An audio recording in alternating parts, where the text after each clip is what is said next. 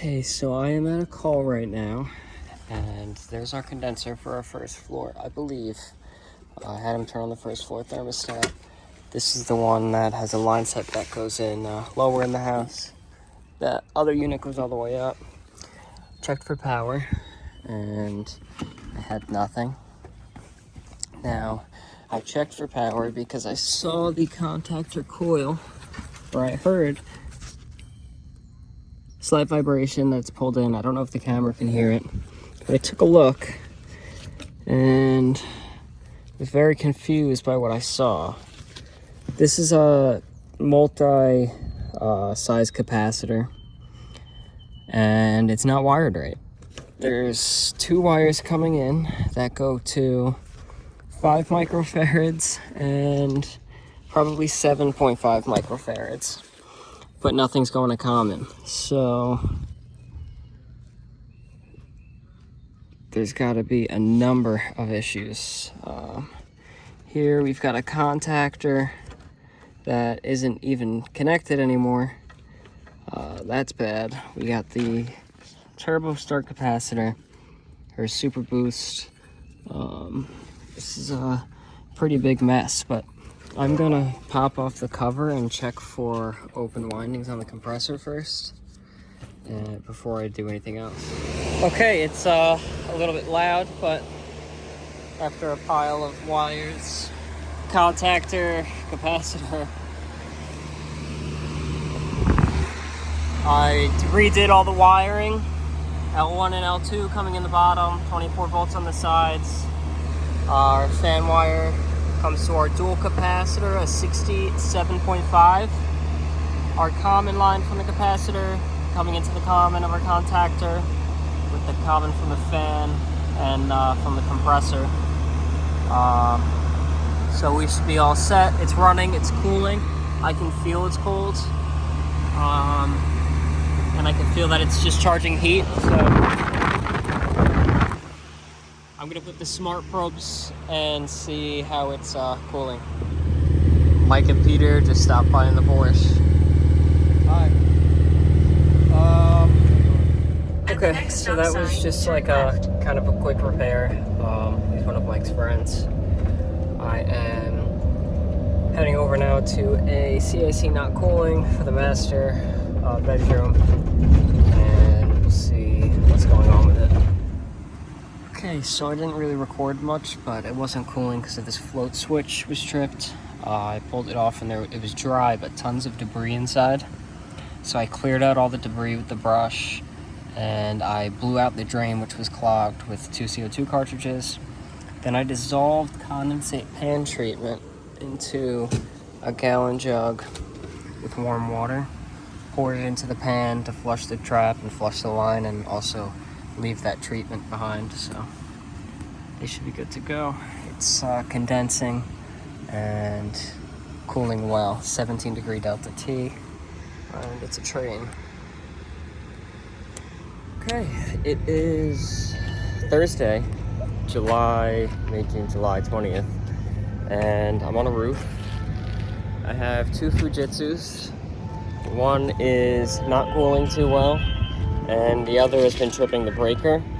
And I'm going to show you what I do at almost every Fujitsu call when something's tripped. At every single Fujitsu call when it's tripping the breaker. This is the same thing that technical support advises you to do.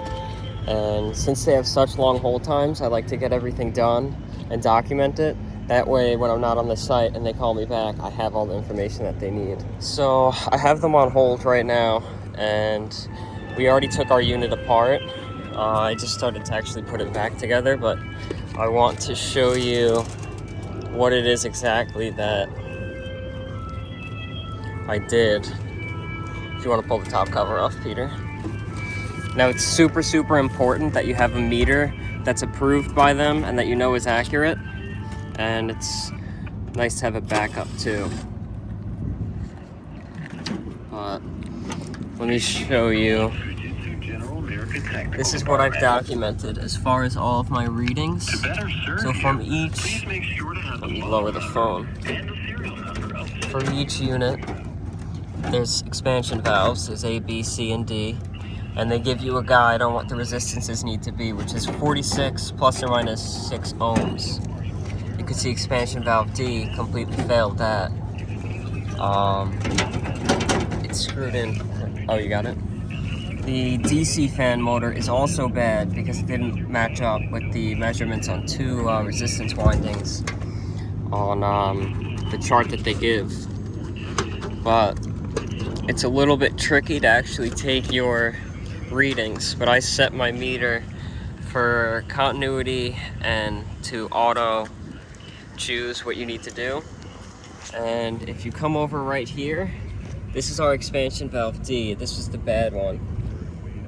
And to go from A, or red to white, I believe this is, you just go from lead to lead, and then you look over at the meter, and we have 4.7 mega ohms.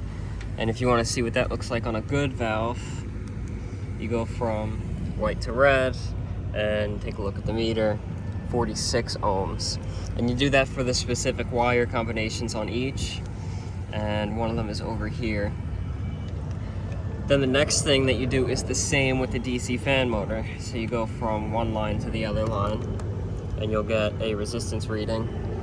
And if those resistances aren't right, then the filter module pulls too much amperage to convert it into DC for that motor, and it'll trip the breaker, and it'll blow these fuses as well.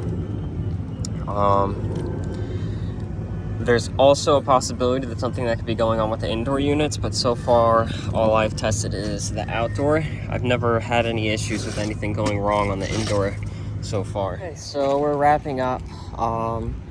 They need a new control, a new active filter module, and a new DC fan motor for the outdoor unit.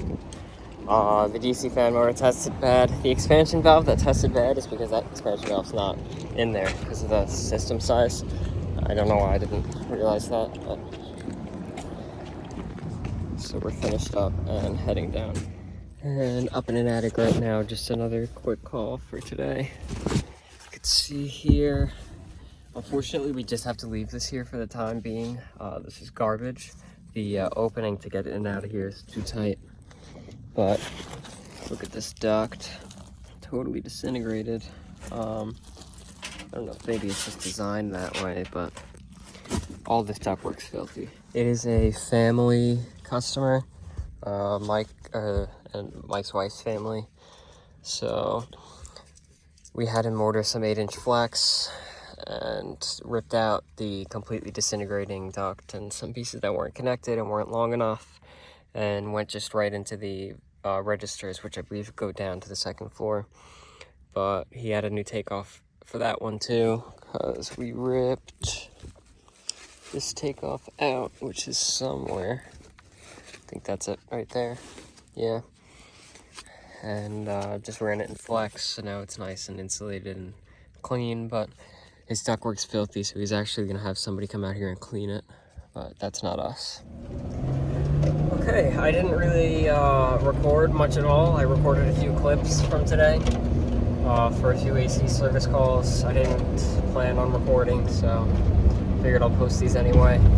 Hopefully you enjoy watching. If you do, like the video, comment any advice or criticisms or feedback, and subscribe. Thanks for watching.